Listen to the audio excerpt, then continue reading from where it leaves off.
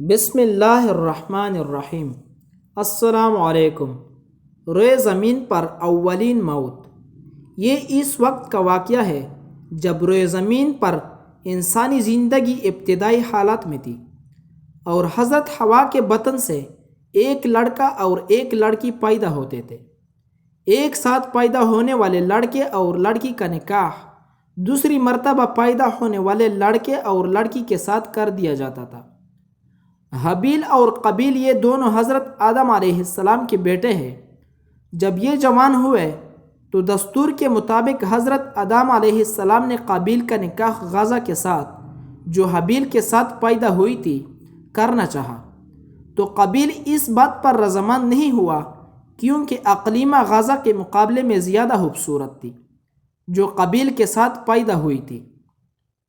حضرت آدم علیہ السلام نے قابیل کو سمجھایا کہ یہ اللہ تعالیٰ کا حکم ہے، لہٰذا تم یہ بات مان لو، اقلیمہ تمہارے ساتھ پیدا ہوئی ہے اس لیے وہ تیری بہن ہے، اس کے ساتھ تیرا نکاح نہیں ہو سکتا۔ مگر قابیل اپنی بات پر اڑا رہا۔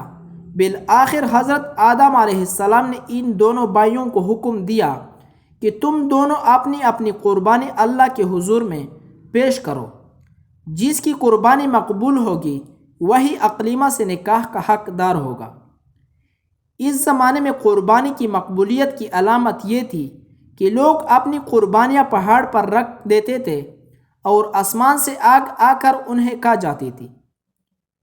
قابیل کھیتی باڑی کرتا تھا اور حابیل جانور پالتا تھا۔ چنانچہ قابیل نے گندم کی بالیاں اور حابیل نے ایک خوبصورت موٹا تازہ مینڈا قربانی کے لیے ایک پہاڑ پر رکھ دیا اور اللہ سے دعا مانگی، یا الہی ہماری قربانی کو قبول فرما۔ آسمان سے آگ آئی اور اس نے حابیل کی قربانی کو کھا لیا اور قابیل کی قربانی قبول نہیں ہوئی، جس سے قابیل کے دل میں حابیل کے لیے غصہ، حسد اور بغض پیدا ہو گیا، اور وہ حابیل سے کہنے لگا کہ میں تجھے مار ڈالوں گا کیونکہ تیری قربانی قبول ہو گئی ہے۔ حابیل نے قابیل سے کہا، اللہ تعالیٰ پرہیزگاروں کی قربانی قبول کرتا ہے، اگر تو میرے قتل کے لیے مجھ پر ہاتھ اٹھائے گا تو میں تجھ پر ہاتھ نہیں اٹھاؤں گا کیونکہ میں اللہ سے ڈرتا ہوں۔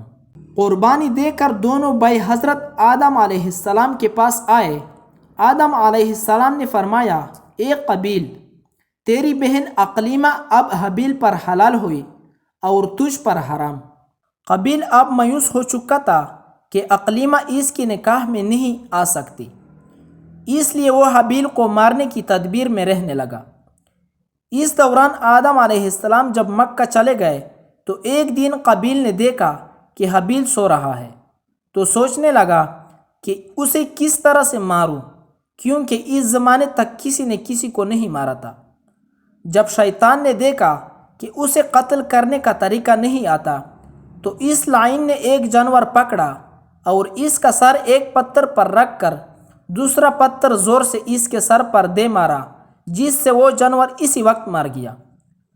یہ ترکیب دیکھ کر قابیل نے اپنے بھائی حابیل کے ساتھ یہی کیا اور زمین پر سے ایک پتھر اٹھا کر حابیل کے سر پر دے مارا اور اپنے بے گناہ بھائی حابیل کو قتل کر دیا۔ حابیل کے قتل کے بعد قابیل یہ سوچ کر بے حد پریشان ہوا کہ اب اس لاش کا کیا کرے۔